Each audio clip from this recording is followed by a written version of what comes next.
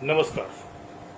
જનતા વિદ્યાલય ઝાળિયા પરિવાર તરફથી ધોરણ 10 સામાજિક વિજ્ઞાનના આ વર્ચ્યુઅલ વર્ગખંડમાં ફરી એક વખત આપ સૌનું હાર્દિક સ્વાગત છે. આપણે વાત કરીએ છીએ વિદ્યાર્થી મિત્રો ધોરણ 10 સામાજિક વિજ્ઞાન પ્રકરણ 2 એના 3 નાના નાના ભાગમાં આપણે ભારતના અમૂલ્ય સાંસ્કૃતિક વારસો એમાં પરંપરાગત હસ્તકલાઓ અને લલિત કલાઓની વાત કરીએ છીએ. એમાં આપણે હસ્તકલા વિશે કેટલીક હસ્તકલાઓ એટલે કે માટીકામ કલા, વણાટ કલા, ભરત ગૂંથણની કલા, ચર્મ ઉદ્યોગ, હીરા મોતીકામ અને મીનાકારી, એ ઉપરાંત જરી ભરત, ધાતુકામ અને લાકડા પર થતી કાષ્ઠકલા, આટલી વાત આપણે કરી ચૂક્યા છીએ. હસ્તકલામાં આગળ આપણે વાત કરવાની છે એ છે જડતર કામ. અલંકારો, આભૂષણો બનાવવા, ઘરેણા બનાવવા અને જેમાં જડતર કરવું એ ભારતની એક પ્રાચીન કલા છે. ભારતના રાજાઓ, નવાબો, સમ્રાટો, અન્ય શાસકો અને એ સમયના જે પૈસાદાર લોકો હતા, શ્રીમંતો હતા, એ બધા સોનાના ઘરેણા, સુવર્ણના અલંકારો એ ધારણ કરતા અને એ સોનાના ઘરેણાની અંદર પાછા હીરા, માણેક, પોખરાજ, નીલમ આવા બધા કિંમતી રત્નો, એની વાત આપણે આગળ કરી એ આ રત્નો છે એને જડતા. ગળાના મોટા મોટા હાર, બાજુ ઉપર બેસવાના બાજુબંધ, હાથમાં પહેરવાના કડા, માથા ઉપર પહેરવાના મુગટ, અહીંયા લટકતી રહેવી દામડી, વીટી, નથડી, કામ, આ બધા જે આભૂષણો જુદા જુદા પ્રકારના છે એની અંદર શ્રીમંત લોકો આવા કિંમતી રત્નો એ જળાવતા હતા અને એને કુશળ કારીગરો છે એ સોનાના આવા દાગીનાની અંદર, અલંકારોની અંદર વ્યવસ્થિત રીતે આવા રત્નોનું જડતર કામ કરતા હતા.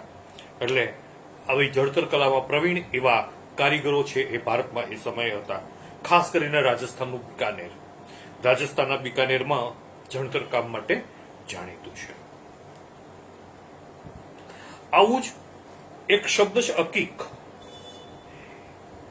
એક પથ્થર છે, કિંમતી પથ્થર છે અકીક. ભારતની કેટલીક નદીઓના ખીણ પ્રદેશમાંથી મળી આવે છે. આ અકીક નામનો પથ્થર છે એ સુંદર રાતો એવો પથ્થર છે, અર્ધ પારદર્શક છે અને ચકમક ઝરતો હોય. આ અકીક છે એ સિલિકા એટલે કે રેતી મિશ્રિત ભૂરા કે સફેદ રંગનો હોય છે. વિજ્ઞાનની ભાષામાં એને કેલ્સિડોનિક કહે છે. સિલિકા એટલે રેતી, વિજ્ઞાનમાં સિલિકા એટલે રેતી, અને રેતી મિશ્રિત એ ભૂરા કે સફેદ રંગના જે પથ્થરો હોય એને અકીક તરીકે ઓળખવામાં આવે છે.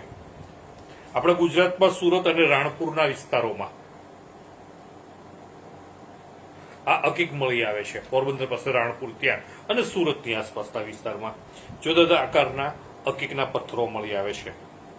અને ખંભાતની અંદર આ અકીકના પથ્થરોને જડવા માટેના કારીગરો, જડતર કામ કરતા કુશળ પ્રવીણ કારીગરો છે એ ખંભાતમાં છે.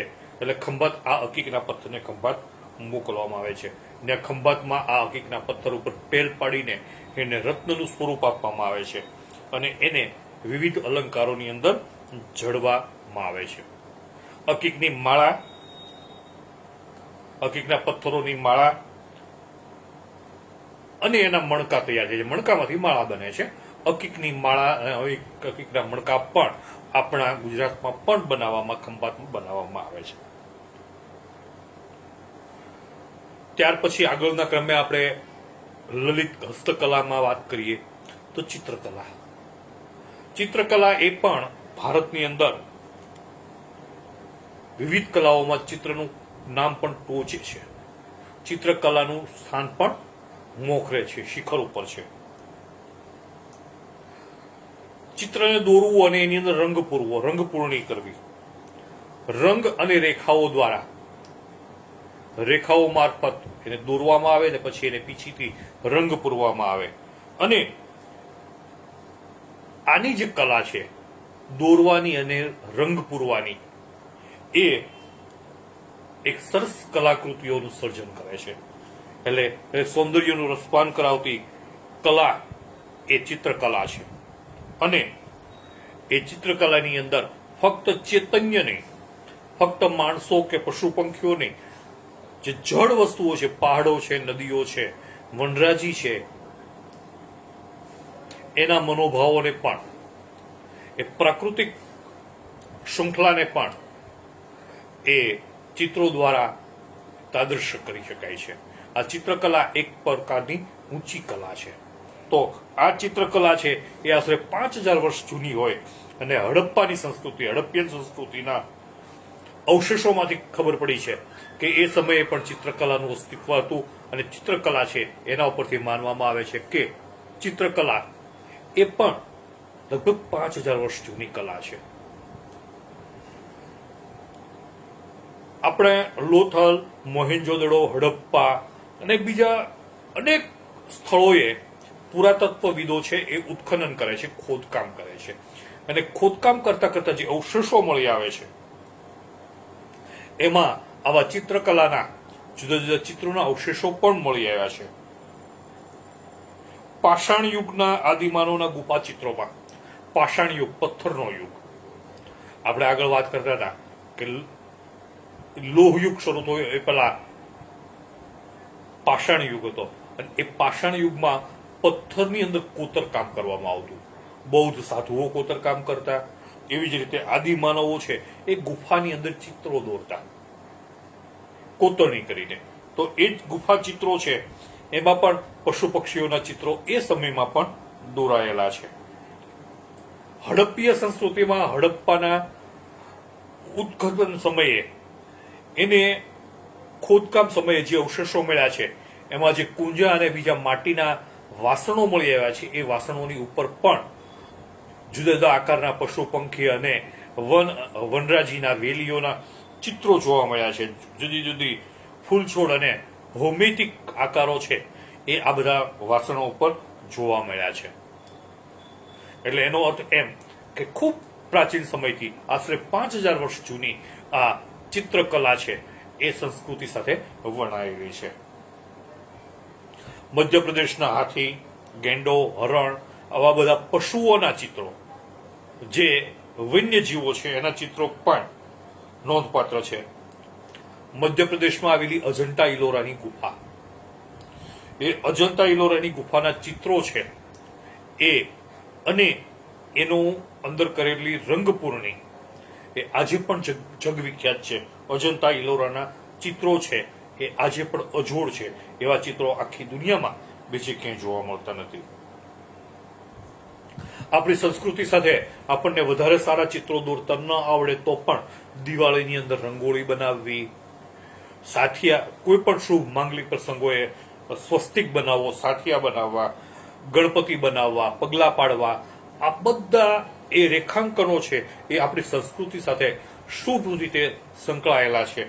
એ આમ રંગોળી અને આવા બધા ચિત્રો છે એ દોરવાની પ્રથા પણ આપણી જૂની છે.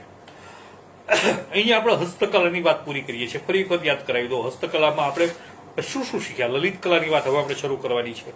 એ પહેલા હસ્તકલામાં આ પાઠમાં આપણે શું શું શીખ્યા, તો કે પહેલા માટીકામ વિશે શીખ્યા, હાથ વણાટ કલા વિશે શીખ્યા, ભરત ગૂંથણની કલા વિશે શીખ્યા, વાત કરી ચર્મ ઉદ્યોગ, હીરા મોતીકામ અને મીના કારીગરી વિશે શીખ્યા, જરીકામ વિશે શીખ્યા, ધાતુકામ વિશે શીખ્યા, લાકડાની અંદર કોતરણી કરીને કરવામાં આવતી કલા એ કાષ્ઠકલા, જળતર કામ, અકીક કામ અને છેલ્લે ચિત્રકલા વિશે આપણે શીખ્યા.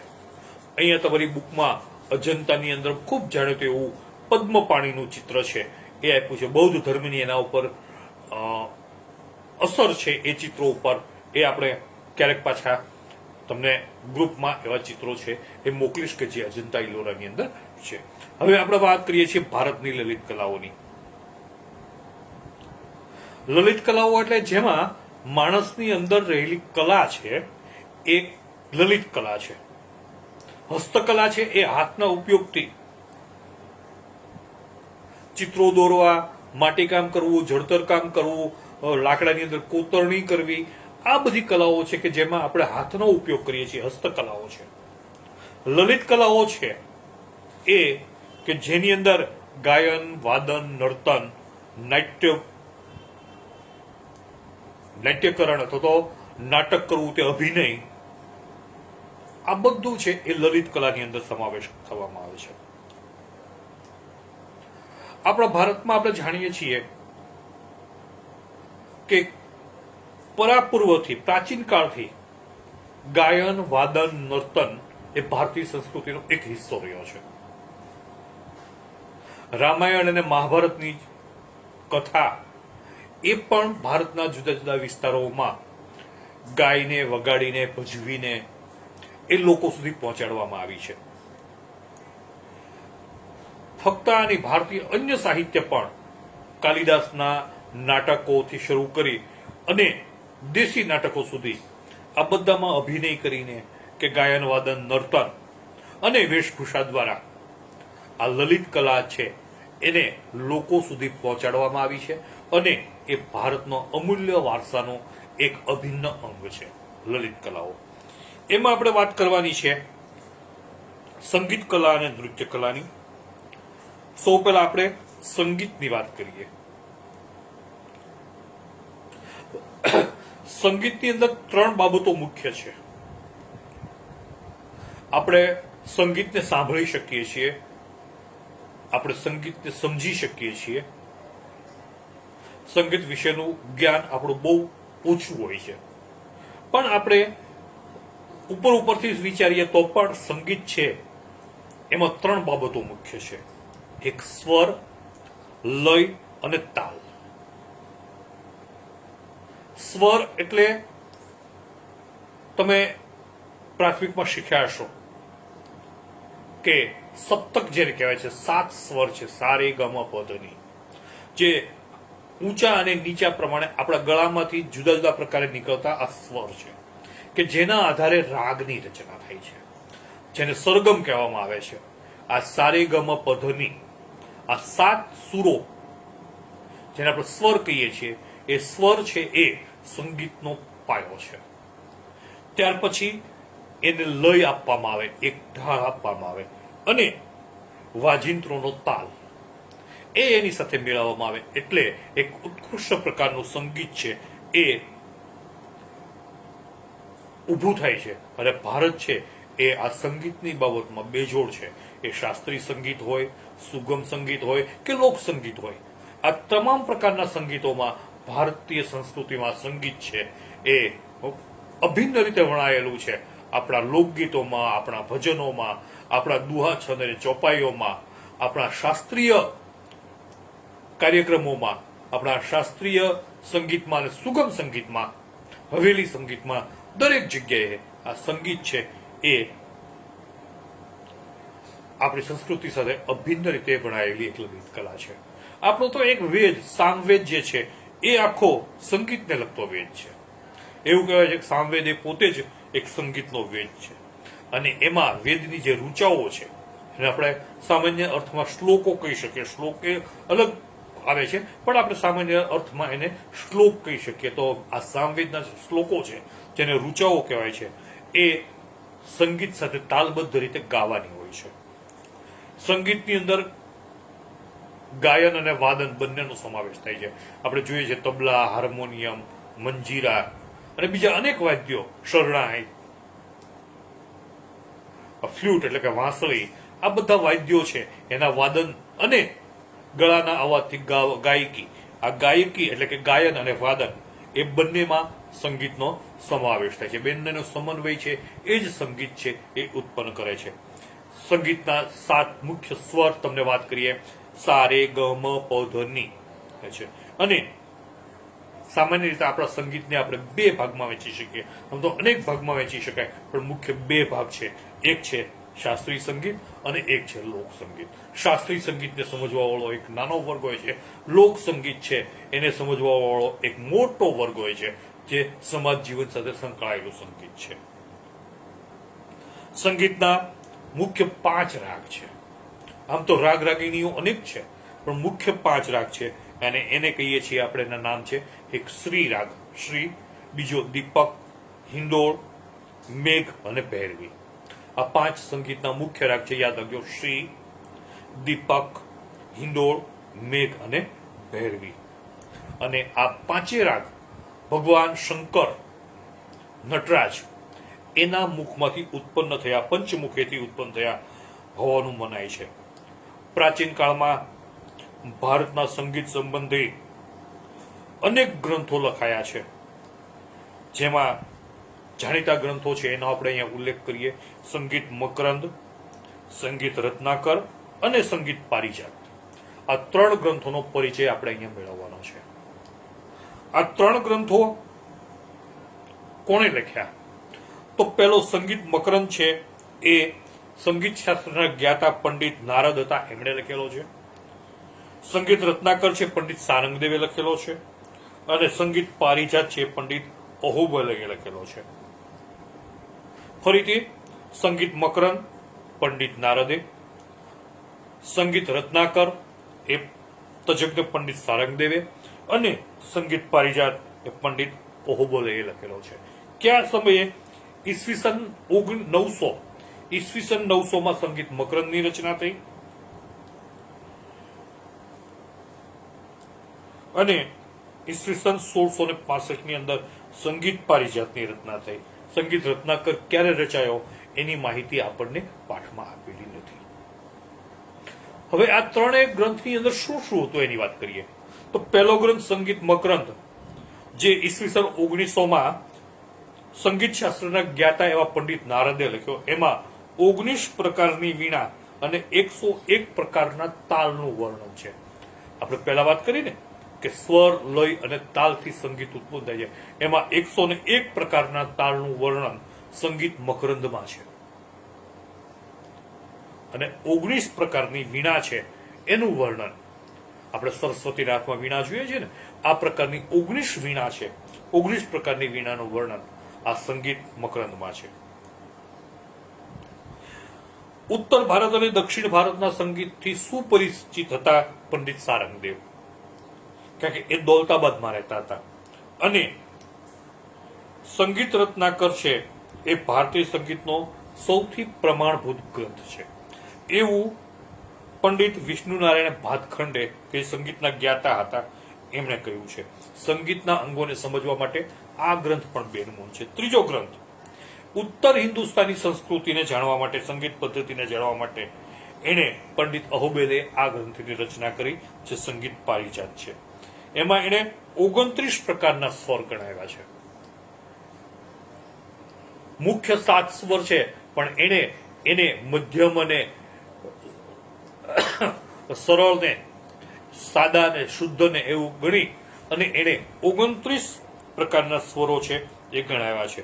એટલે દરેક રાગ બીજા રાગથી સાવ જ અલગ છે એવું આ પંડિત અહોબલે આ ગ્રંથમાં સમજાવ્યું છે.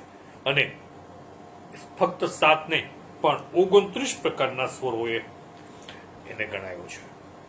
અલાઉદ્દીન ખિલજી, આ 3 ગ્રંથોની વાત પછી આપણે પાઠમાં પાછા આગળ વધીએ. અલાઉદ્દીન ખિલજી એક નવાબ થઈ ગયો, શાસક થઈ ગયો ભારતનો. એના દરબારની અંદર અમીર ખુસરો હતા, કવિ હતા, સંગીતકાર હતા, શાયરીના શોખીન હતા, અને સંગીતમાં પણ એનું ખૂબ પ્રતાપ હતું. એટલે એને એક ઉપનામ આપવામાં હતું, તુતિયે હિન્દ. તુતી એટલે પોપટી, તુતિયે હિન્દ એવું નામ આપવામાં આવ્યું હતું. 15મી અને 16મી સદીમાં, પ્રાચીન ભારતની 15મી અને 16મી સદીમાં ભક્તિ આંદોલન દરમિયાન અનેક નામી અનામી કવિઓ ભક્ત કવિઓ થઈ ગયા. અને એ ભક્ત કવિઓમાં નામ છે તો કે સુરદાસ, કબીર, તુલસીદાસ, ચૈતન્ય મહાપ્રભુ, મીરાબાઈ અને નરસિંહ મહેતા.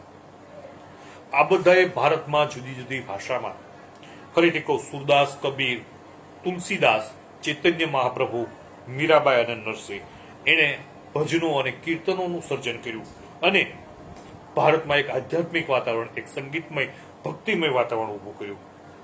15મી સદીમાં બેઇઝુ બાવરા અને તાનસેન થઈ ગયા. બૈજુ બાવરા છે એની ઘણી બધી કથાઓ પ્રચલિત છે કે એ જ્યારે ગાતો ત્યારે એને સાંભળવા માટે હરણા આવતા. તાનસેન એ દીપક રાગ અને મેઘ રાગ, મેઘ મલ્હાર ગાયને વરસાદને લાવી શકતો, દીપક રાગ ગાયને દીપક પ્રગટાવી શકતો, એવું બધું આપણે સાંભળ્યું છે, વાંચ્યું છે. તો એ તાનસેન અને બૈજુ બાવરા પણ 15મી સદીમાં થઈ ગયા. વડનગરની અંદર તાના રીરી, નાગર કન્યાઓ, આ બે નાગર કન્યાઓ તાના અને રીરી, એનું નામ પણ શાસ્ત્રીય સંગીતના ક્ષેત્રે અજોડ છે. અને તાના રીરીની યાદમાં શાસ્ત્રીય સંગીતનો મહોત્સવ દર વર્ષે વડનગરની અંદર યોજાય છે. તો આ આપણે છે એ વાત કરી છે એ સંગીત કલાની. સંગીત કલા પછી આપણે વાત કરીએ નૃત્ય કલાની. નૃત્ય કલા પણ ભારતની એક અગત્યની લલિત કલા છે, એક ભારતની સંસ્કૃતિ સાથે જોડાયેલી લલિત કલા છે. નૃત્ય શબ્દ એટલે નર્તન કરવું. નર્તન કરવું એટલે આપણે ગુજરાતીમાં કહીએ તો નાચવું. આ નૃત્ય શબ્દની વ્યુત્પત્તિ મૂળ સંસ્કૃત શબ્દ નૃત ઉપરથી થઈ છે. એમાં પણ તાલ અને લય છે એ મુખ્ય છે. તાલ, લય અને એની સાથે સૌંદર્ય. સૌંદર્ય જ્યારે તાલ અને લય સાથે સ્ટેજ ઉપર ઝૂમતું હોય ત્યારે એને માણવું એ એક અવિસ્મરણીય અનુભવ છે. નૃત્ય કલાના આદિદેવ એટલે આપણા ભગવાન નટરાજ, ભગવાન શિવ. એની નટરાજની મૂર્તિ તમે જોઈ છે.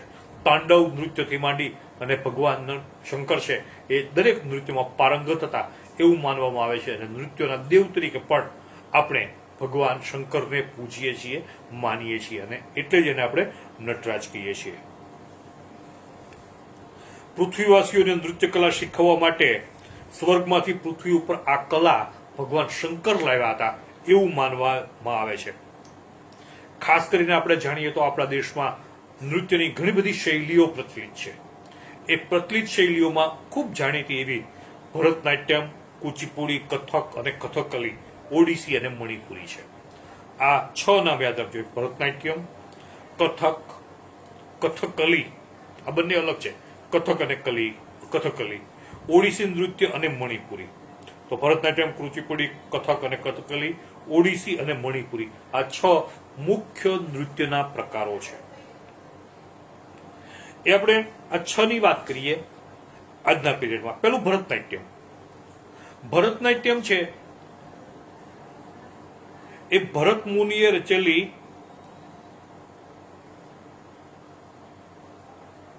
બે ગ્રંથો, ભરત મુનિએ રચેલા 2 ગ્રંથો, એક નાટ્યશાસ્ત્ર અને નંદિકેશ્વરે રચિત અભિનવ દર્પણ.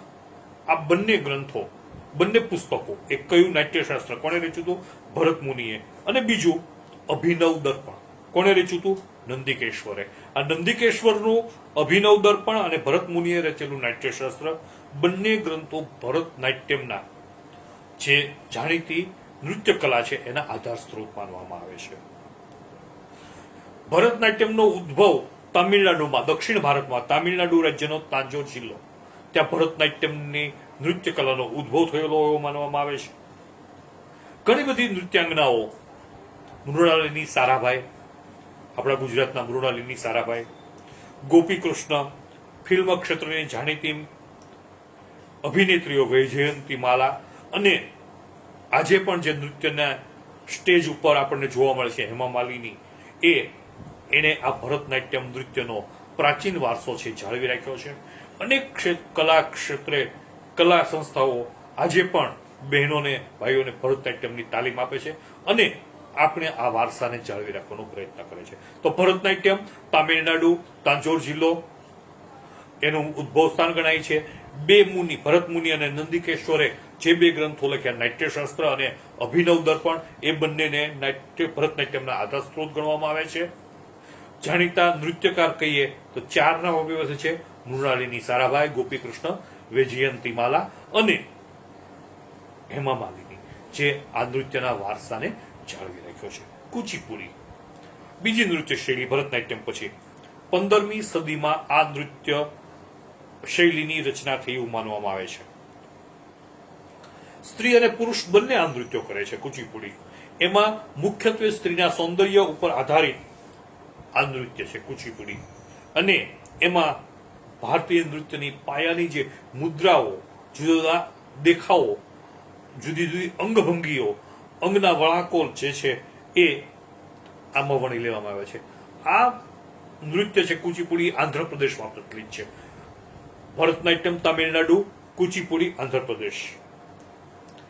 આના વારસદારો કે જેમણે કુચીપુડી નૃત્યમાં મહારત હાંસલ કરી હોય એવા નામ છે ગુરુ પ્રહલાદ શર્મા, રાજા રેડ્ડી, યામિની રેડ્ડી અને શોભા નાયડુ. આ બધા જાણીતા નર્તકો છે. ત્રીજું કથકલી. કથકલી એ કેરળનું છે. તામિલનાડુ, આંધ્ર, હવે કેરળ. કેરળનું છે કથકલી. આ નૃત્ય શૈલી છે ને એ બહુ મજા આવે એવી છે. આ નૃત્ય જોવામાં પણ મજા આવે, કારણ કે એની અંદર પૌરાણિક મહાકાવ્યોને નૃત્ય શૈલીમાં રજૂ કરવામાં આવે છે. પૌરાણિક મહાકાવ્યો, મહાભારતના પ્રસંગો, સંસ્કૃત અને મલયાલમ મિશ્રિત જે નાટકો છે એ બધાને પાછળથી કથકલી કહેવામાં આવ્યા. અહીંયા વેશભૂષા છે એ ઘેરદાર છે, એ કપડાં પહેરવામાં આવે છે. બહુ વધારે પડતા ઘેરવાળા ખુલતા કપડાં પહેરવામાં આવે છે. પાત્રોને ઓળખવા માટે પાત્રોના ચહેરા ઉપર જુદા જુદા ચિત્રામણ કરવામાં આવે છે. વિશિષ્ટ પ્રકારના મુખાકૃતિને આખી મોટી મોટી આંખોને અહીંયા બધું લપેડા કરીને કલર કામ કરીને આખા ચહેરાને રંગવામાં આવે છે, ચિત્રામણ કરવામાં આવે છે. અને જે નટ હોય છે આ નૃત્યમાં એ માથે મુગટ પણ ધારણ કરે છે. અને ત્રણેય લોક, મૃત્યુલોક, પાતાળલોક અને સ્વર્ગલોક, આ ત્રણેયના ચહેરાના હાવભાવ અને હસ્તમુદ્રાથી ત્રણેય લોકના પાત્રોને સજીવ કરવાની, સજીવ તરીકે રજૂ કરવાની આ શૈલીમાં ની ક્ષમતા છે. તો આ નૃત્યમાં નટ છે એક કલાત્મક મુકુટ ધારણ કરી રજૂઆત કરે છે, ત્યારે તેલના દીવાના તેજથી જ પ્રકાશિત હોય છે આ રંગમંચ. લાઇટિંગ હોતું નથી. જૂના જમાનાથી તેલના દીવાથી પ્રકાશિત એવા રંગમંચ ઉપર, એવા સ્ટેજ ઉપર આ કુચીપુડી, આ કથકલી ડાન્સ છે, નૃત્ય છે, એને પરફોર્મ કરવામાં આવે છે અને રજૂ કરવામાં આવે છે. કેરળના કવિ વલ્લથોળ, કલામંડલમ, કૃષ્ણપ્રસાદ અને શિવા રમન, આ બધા કેરળના વ્યક્તિઓ છે. એમને આ કલાને, આ શૈલીને, કથકલી શૈલીને એ વિશ્વની અંદર નામના અપાવી છે. ચોથા પ્રકારનું નૃત્ય એટલે કથક. કથક કરે સો કથક કહાવે. આ વાક્ય ઉપરથી કથક શબ્દ ઉતરી આવ્યો છે. આપણે જાણીએ છીએ આપણા ભગવાન શ્રી કૃષ્ણ ગોપીઓ સાથે રાસલીલા કરતા હતા. મહાભારતની અંદર શ્રી કૃષ્ણ અને ગોપીઓની સાથે કરેલા રાસ નૃત્ય, એના વિશે આપણે જાણીએ છીએ. આ નૃત્યની જે શૈલી છે, ગોપીઓ અને કૃષ્ણના જે શૈલી, એ કથક શૈલી છે. અને આ કથક શૈલી છે એ ખાસ કરીને વૈષ્ણવ સંપ્રદાયની અંદર ભગવાન શ્રી કૃષ્ણના શૃંગાર રસને અધિક મહત્વ આપવામાં આવ્યું છે. અને ભગવાન શ્રી કૃષ્ણના શૃંગાર ભક્તિ છે એનો આખો વિકાસ છે ઉત્તર ભારતમાં થયો. જો આગળ આપણે જે જોઈએ ને એ બધી નાટ્ય શૈલી, નૃત્ય શૈલી એ દક્ષિણની છે. ભરતનાટ્યમ તામિલનાડુ, કુચીપુડી એ પણ આંધ્રપ્રદેશ, કથકલી એ કેરળ. હવે કથક છે એ ઉત્તર ભારતનું છે. એમાં એક પગ ઉપર ગોળ ગોળ ફરવું અને નૃત્યના પ્રસંગોમાં શ્રી કૃષ્ણ અને રાધા, શ્રી કૃષ્ણ અને ગોપીઓ વચ્ચેના શૃંગાર રસ છે એને પણ પ્રદર્શિત કરવામાં આવે છે. આ નૃત્યમાં સ્ત્રીઓ છે એ ચૂડીદાર પાયજામો પહેરે છે અને ઉપર ઘેરવાળું વસ્ત્ર પહેરે છે. ખાસ કરીને પંડિત બિરજુ મહારાજ, સીતારા દેવી, કુમુદિની લાખિયા, આ વગેરે આ કલાને જીવંત રાખી છે. હજી એક નૃત્ય શૈલીની આપણે વાત કરવાની છે અને એ છે એ ઓડિસી.